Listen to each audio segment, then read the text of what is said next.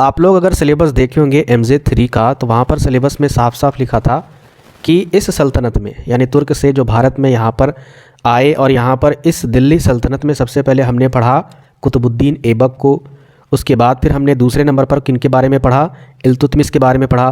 फिर तीसरे नंबर पर हम बलबन के बारे में देख रहे हैं। तो 3 राजाओं के बारे में हमको पढ़ना है फर्स्ट यूनिट में। अब आप बोलिएगा कि बलबन का यहाँ पर अगर डेट देखिएगा तो 1266 है। इससे पहले इसकी जो मृत्यु हुई थी इल्तुतमिश की, वो तो 1236 है यहाँ पर देखिए। तो फिर इसमें इतना डिफरेंस क्यों हमें पढ़ना पड़ रहा है? क्योंकि इल्तुतमिश की मृत्यु के बाद आपको पता है कि बहुत सारे राजा आए, इनमें से आपका रज़िया सुल्तान भी थी। तो उनके इतिहास को अगर आप देखिएगा तो उतना कुछ खास है नहीं, तो इसलिए सिलेबस में नहीं रखा गया है। ठीक है, ज़्यादा दिन तक उन लोगों का जो शासनकाल था वो नहीं चला, और इसके बाद जो बलबन आए इनका शासनकाल और इसका इतिहास बहुत ही डीपली पढ़ा जाता है, और ये इम्पोर्टेंट है, इसलिए हम लोग इसको पढ़ रहे हैं। तो चलिए शुरुआत करते हैं। सबसे पहले कुछ परिचय आपको लिख देना होगा इस तरीके से। गयासुद्दीन बलबन का जो शासनकाल था 1266 से लेकर 1287 तक था। दिल्ली सल्तनत के गुलाम वंश का सबसे प्रभावशाली शासक था। उसने दिल्ली सल्तनत को राजनीतिक स्थिरता, सैन्य शक्ति और सांस्कृतिक समृद्धि प्रदान की। बलबन की उपलब्धियों को विस्तार से समझने के लिए हम इनके कार्यों को अलग अलग बिंदुओं में विस्तार से चर्चा करेंगे। आप लोग देखे होंगे कि मेरा जो आंसर है वो कहीं ना कहीं सारे यूट्यूब चैनल के वीडियो से अलग होता है, क्योंकि अगर टीचर ये पहला वाला पैराग्राफ पढ़ेगा तो परिचय के बारे में थोड़ा बहुत देख लिया, समझ जाएंगे कि बच्चा को कुछ आता है। उसके बाद यहाँ पर आगे देखेंगे टीचर कि इन्होंने क्या लिखा है कि उपलब्धियों को विस्तार से समझेंगे, यानी समझने के लिए हम इनके कार्यों को अलग अलग बिंदुओं में विस्तार से चर्चा करेंगे। इससे अगर टीचर जल्दबाजी में रहेगा तो समझ जाएगा कि भाई इनके जो उपलब्धि है, इनकी जो कार्य है, उनको बिंदुओं में इन्होंने अच्छे से एक्सप्लेन किया है, तो सिर्फ और सिर्फ आपके पॉइंट्स को ऐसे साइन करेंगे और नंबर देते चले जाएंगे। ये चीज़ मेंशन करना चाहिए कि हम नीचे कर क्या रहे हैं। बहुत सारे स्टूडेंट हेडिंग नहीं देते हैं, तो ये सारी गलती आपको नहीं करनी है। और लिखने का तरीका मैं आपको हर एक वीडियो में क्वेश्चन अच्छे से करवाता हूँ ताकि अच्छे से लिख पाओ। तो चलिए इनकी उपलब्धियों को देखते हैं। सबसे पहले सबसे नंबर 1 पर केंद्र सत्ता को सुदृढ़ीकरण करना, मतलब व्यवस्थित करना भी लिख सकते हो या बेहतर करना भी लिख सकते हो इसकी जगह पर। लेकिन अगर इस तरीके से वर्ड अगर आप डालना सीख जाइएगा, थोड़ा टफ लैंग्वेज अगर आप समझना स्टार्ट कर दीजिएगा और आंसर शीट में अगर इसको लिखना स्टार्ट कर दीजिएगा तो इम्प्रेशन बनता है टीचर के पास, इतना याद रखिएगा। तो केंद्र सत्ता को बेहतर कैसे किया बलबन ने? देखिए, बलबन ने महसूस किया कि सुल्तान की सत्ता को मजबूत करना सल्तनत की स्थिरता के लिए आवश्यक है। बलबन ने क्या महसूस किया भाई? राजा की जो गद्दी है उसको मजबूत करना सबसे पहला काम है, तभी हमारा जो सल्तनत है वो स्थिर रहेगा, नहीं तो फिर छितर फितर हो जाएगा। उसने सुल्तान की शक्ति को ईश्वर की छाया, जिसे जिल्ले इलाही के रूप में पेश किया। जिल्ले इलाही के रूप में राजा को नाम किसने दिया था? बलबन ने, गयासुद्दीन बलबन ने, यानी इसका मतलब होता है ईश्वर की छाया। इतना बड़ा दर्जा दे दिया। अब देखिए क्यों दिया? ताकि लोग वाकई में राजा की रिस्पेक्ट करें और उससे डरे। आगे देखिए, बलबन ने दरबार में कठोर अनुशासन लागू किए और सुल्तान की गरिमा बनाए रखने के लिए सख्त नियम भी बनाए। इन्होंने कठोर से कठोर डिसिप्लिन वाले कानून व्यवस्था को लागू किया और बहुत ही सख्त नियम भी बनाए। उसने अमीरों और सरदारों की शक्ति को सीमित किया। अमीर के बारे में आपको अच्छे तरीके से पता है कि ये किनके टाइम में 40 अमीर नियुक्त किए गए थे, सलाहकार के रूप में थे। ये चीज़ मैंने आपको पिछले वीडियो में बताया है, नहीं देखे हो तो जाकर अच्छे से रिवीजन कीजिए क्योंकि मोस्ट टॉपिक है। तो उन अमीरों की शक्ति को ये क्या किए? सीमित कर दिए, ज़्यादा शक्ति नहीं दिए। क्यों भाई? क्योंकि आने वाले टाइम में ये राजा के विरुद्ध कहीं ना कहीं ये धावा बोल सकते हैं, राजा के खिलाफ ये विद्रोह भी कर सकते हैं, आवाज़ उठा सकते हैं, इसलिए ताकि वे सुल्तान के खिलाफ विद्रोह ना कर सके। बलबन ने खुद को एक अजैव और दिव्य शासक के रूप में प्रस्तुत किया। बलबन ने खुद को कैसा राजा बनाया? नहीं हारने वाला राजा, विजय वाला राजा, ठीक है, यानी अजैव, कभी ना हार सके, और दिव्य शासक के रूप में प्रस्तुत किया, जिससे लोगों में सुल्तान के प्रति श्रद्धा और डर भी बना रहे। चलिए आगे देख लेते हैं। दूसरे पॉइंट्स पर लौह और रक्त की नीति, ये भी इसकी उपलब्धि है। यानी लौह और रक्त की नीति किसने अपनाई थी? तो गयासुद्दीन बलबन ने अपनाई थी। अब इस वर्ड से ही पता चल रहा है कि लौह का मतलब युद्ध करना, धावा बोलना, और रक्त का मतलब खून बहाना। तो बलबन ने विद्रोहियों और सुल्तान के विरोधियों को, यानी जो बलबन के जो भी विद्रोह थे बलबन के राज्य में जो विद्रोह करते थे और सुल्तान के विरोधी यानी राजा के जो भी विरोधी थे उसको दबाने के लिए क्या किया बलबन ने, लौह और रक्त की नीति अपनाई। उसने विद्रोहियों को निर्ममता से कुचला और विद्रोही नेताओं को कड़ी सजा दी। यानी निर्ममता का मतलब होता है कोई भी माया नहीं करना। जैसे कि किसी बच्चे को अगर मार रहे हो तो कहीं ना कहीं हमारे दिल में एक ममता जैसी एक दिल में अनुभव होता है, लेकिन इनके दिल में कोई भी ममता जैसी भावना नहीं हुई विद्रोहियों पर और उनको कुचला और उन विद्रोही नेताओं को कड़ी सजा दी। दोआब, अवध और अन्य क्षेत्रों में हुए विद्रोहों को दबाने के लिए उसने कठोर सैन्य कार्रवाई की और इन जगहों पर, दोआब हो गया चाहे वो अवध हो गया, इसके अलावा जितने क्षेत्र पर विद्रोह हो रहे थे उनको दबाने के लिए कठोर सैनिक वहां पर भेजकर और उन पर कार्रवाई किया गया। उसकी नीति का उद्देश्य सल्तनत को आंतरिक विद्रोहों से मुक्त करना और शासक के प्रति पूर्ण वफादारी सुनिश्चित करना था।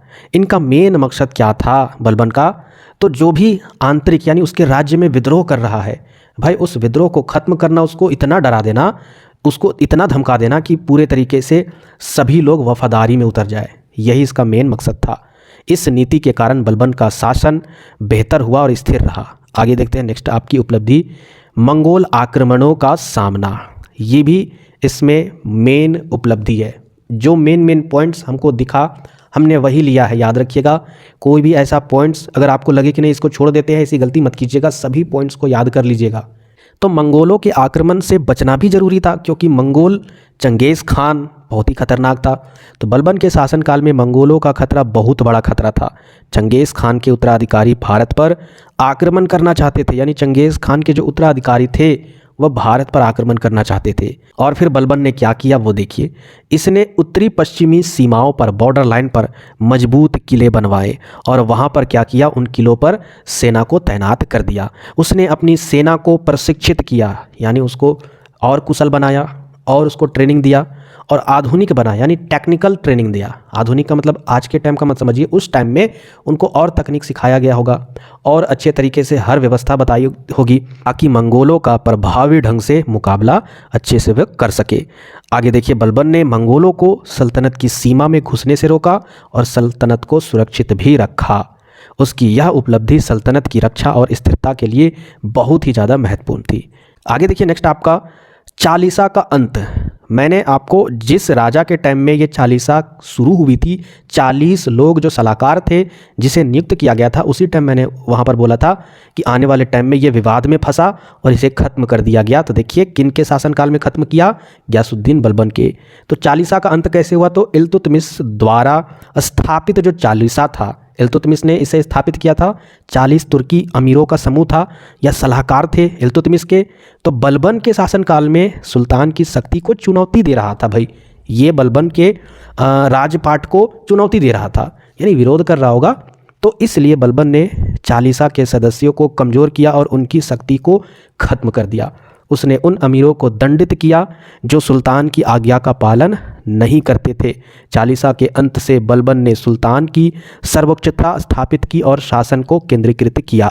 यानी जैसे ही ये चालीसा का अंत हुआ, बलबन ने क्या किया, सर्वोच्चता अपने आप को स्थापित कर दिया, सबसे ज़्यादा शक्तिशाली अपने आप को स्थापित किया। क्योंकि 40 जो थे वो कहीं ना कहीं उसका विरोध करते, अब वो है ही नहीं तो भाई विरोध करने वाला कोई नहीं, तो सबसे सर्वोच्च कौन हो गया, बलबन हो गया।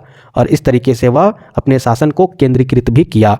अब आते हैं न्यायप्रियता, यानी बलबन के टाइम में ये भी एक उपलब्धि है बलबन की कि अपनी शासन व्यवस्था को न्यायपूर्ण तरीके से रखता था। तो बलबन ने न्याय को अपने शासन का महत्वपूर्ण आधार बनाया है। उसने अपराधियों को यानी बहुत ही कड़ी और कठोर दंड दिया है, यानी जो भी अपराध करते थे उसको कड़ी दंड दी जाती थी, इसका प्रावधान था इनके शासनकाल में। बलबन ने कानून और व्यवस्था को अहम प्राथमिकता दी। उसने सभी वर्गों के साथ समान व्यवहार किया और धर्म, जाति या फिर वर्ग के आधार पर कोई भी भेदभाव नहीं किया। इनके शासनकाल में चाहे किसी भी धर्म के लोग हो, सभी धर्मों को रिस्पेक्ट की नज़र से यह रखते थे, संरक्षण देते थे। उसकी न्यायप्रियता ने प्रजा में सुरक्षा की भावना पैदा की और सल्तनत को स्थिरता प्रदान की। चलिए आगे देखते हैं नेक्स्ट उपलब्धि आपका सामाजिक और सांस्कृतिक सुधार। इनके शासनकाल में समाज में और संस्कृति में भी सुधार हुई थी। बलबन ने फारसी संस्कृति, मिस्टेक से आपको संस्कृत मत समझ लेना है, ठीक है, ये फारसी संस्कृति है, यानी फारसी संस्कृति और इस्लामी परंपराओं को इन्होंने बढ़ावा दिया। उसने अपने दरबार को भव्य और शाही बनाया। फारसी साहित्य और कला को प्रोत्साहित दिया। यानी ये जो है वो फारसी साहित्य, ये फारसी भाषा है, ठीक है। तो फारसी साहित्य और कला को यह प्रोत्साहन दिया और उसके दरबार में कई विद्वान और कवि जैसे कि अमीर खुसरो जैसे विद्वान यहाँ पर मौजूद थे। बलबन ने दरबार में शिष्टाचार और अनुशासन की परंपरा शुरू की। इन सुधारों से सल्तनत सांस्कृतिक रूप से समृद्ध हुई और फारसी संस्कृति का प्रभाव भी बढ़ा। यानी ओवरऑल यहाँ पर आपको क्या लिखना है, इसके सामाजिक संस्कृति सुधार में क्या हुआ भाई, तो फारसी संस्कृति और इस्लामिक जो परंपरा और संस्कृति इसको बढ़ावा मिला। और इसके जो शासनकाल में महान महान साहित्यकार कलाकार भी थे, जिनमें से आपका अमीर खुसरो भी मौजूद थे, ठीक है। और इसलिए हम कह सकते हैं कि बलबन के दरबार में संस्कृति के मुकाबले में बहुत ही ज़्यादा समृद्धि हुई, विकास हुआ और ख़ास करके फारसी संस्कृति का यहाँ पर इनको बढ़ावा मिला। आगे देखिए 7 नंबर, आंतरिक विद्रोहों का दमन। आंतरिक विद्रोह समझते हो, इन्हीं के राज्य में जो विद्रोह कर रहे थे उनको इन्होंने क्या किया, दमन किया। दमन मतलब अपनी ताकत से उसको दबा दिया। बलबन के शासन में कई विद्रोह हुए जिन्हें उसने कुशलता से दबाया। बंगाल और दोआब क्षेत्र में हुए विद्रोहों को उसने कठोरता से कुचल दिया। उसने रंथभौर, मांडू और ग्वालियर जैसे क्षेत्रों में शांति स्थापित की। आपको पता है कि यहाँ पर एक और शासनकाल के टाइम में भी विद्रोह हो रहा था, तो उस समय उन्होंने भी यहाँ पर इन विद्रोहियों को क्या किया, दबाया था। बलबन ने विद्रोहियों को दंडित किया और उनके क्षेत्रों को सल्तनत के अधीन किया।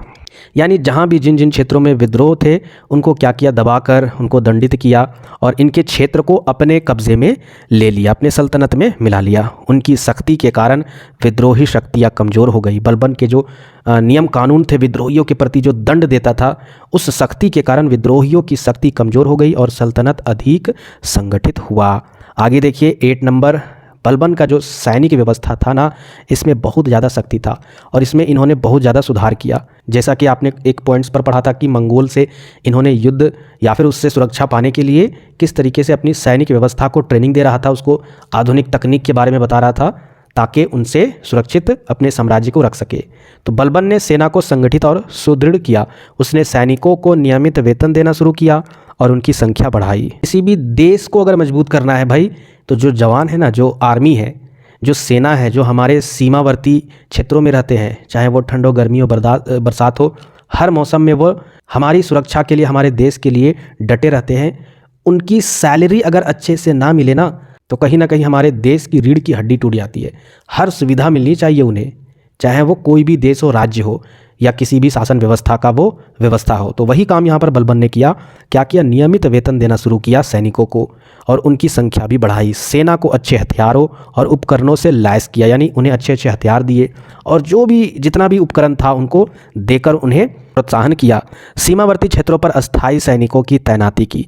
जो भी सीमावर्ती क्षेत्र थे, बॉर्डर लाइन वाले जो क्षेत्र थे, वहाँ पर सैनिकों को भेजकर तैनात किया। बॉर्डर वाले एरिया को मजबूत किया, जिससे सल्तनत की रक्षा मजबूत हुई। बलबन के सैन्य सुधारों ने सल्तनत को बाहरी और आंतरिक खतरों से भी सुरक्षित रखा। 9 नंबर पॉइंट देखिए क्या आपका, रियायत, यानी उसको प्रजा बोला जाता है। प्रजा समझते हो, जनता, प्रजा के कल्याण पर ध्यान। बलबन प्रजा के लिए भी सोचता था। बलबन ने प्रजा के कल्याण को भी महत्व दिया। उसने कर यानी टैक्स जो जनता पे करती थी, तो उसने कर प्रणाली को आसान किया और न्याय संगत बनाया। यानी टैक्स इस तरीके से वह रखा होगा जिससे जनता आसानी से दे सके, उसको तकलीफ़ ना हो, ठीक है, उसको सरल बनाया। आगे देखिए, बलबन ने प्रजा के साथ दयालु व्यवहार किया और उनकी सुरक्षा सुनिश्चित की। उसने भूमि और व्यापार से संबंधित विवादों को सुलझाने के लिए प्रशासनिक व्यवस्था को बेहतर किया। यानी उनके शासनकाल में जनता के जो भी ज़मीन में भूमि विवाद होता होगा, आज के टाइम में भी ज़मीन का जो विवाद होता है आपको पता है, या फिर व्यापार का जो भी विवाद है, उन सभी को निपटारे के लिए या फिर सुलझाने के लिए प्रशासनिक व्यवस्था को उन्होंने क्या किया, बेहतर किया। उसके शासनकाल में प्रजा को शांति और सुरक्षा का अनुभव हुआ। तो ये प्रजा के लिए इन्होंने क्या क्या किया आप लिख सकते हो। आगे देखिए 10 नंबर लास्ट पॉइंट है आपका, मृत्यु और विरासत। कैसे इनकी मृत्यु हुई। बलबन की मृत्यु 1287 ईस्वी में हुई। उसकी मृत्यु के बाद गुलाम वंश कमज़ोर हो गया, लेकिन उसने जो नींव रखी अपने सल्तनत में वह आने वाले शासकों के लिए उपयोगी रही। बलबन की कठोर नीतियों ने दिल्ली सल्तनत को राजनीतिक स्थिरता दी। उसकी सैन्य और प्रशासनिक सुधारों ने सल्तनत को लंबे समय तक टिकाऊ बनाया। उसकी विरासत दिल्ली सल्तनत के इतिहास में एक मजबूत और कुशल शासक के रूप में दर्ज है। बाकी आप निष्कर्ष के तौर पर क्या लिखिएगा कि गयासुद्दीन बलबन की उपलब्धियां दिल्ली सल्तनत को स्थायित्व, सुरक्षा और शक्ति प्रदान करने में महत्वपूर्ण थी। उसने सुल्तान की शक्ति को सर्वोपरि बनाया, विद्रोह को दबाया, मंगोलों से सुल्तान की रक्षा की और सामाजिक सांस्कृतिक सुधार किए। बलबन की कठोर नीतियों ने उसे सल्तनत का सबसे प्रभावशाली शासक बना दिया। वह एक ऐसा नेता था जिसने अपने कठोर अनुशासन और कुशलता से सल्तनत को स्थिरता प्रदान की। यानी जो मैंने आंसर में सारे बिंदुओं को एक्सप्लेन किया वही चीज़ यहाँ पर निष्कर्ष में भी इन्होंने शॉर्ट में बताया है, यानी मैंने आपको बताया है। इसी तरीके से आपको निष्कर्ष लिख देना है, निष्कर्ष कभी छोड़ना मत। 2 से 3 नंबर उड़ा देते हैं टीचर, याद रखिएगा। मोस्ट इंपॉर्टेंट पॉइंट्स होता है निष्कर्ष।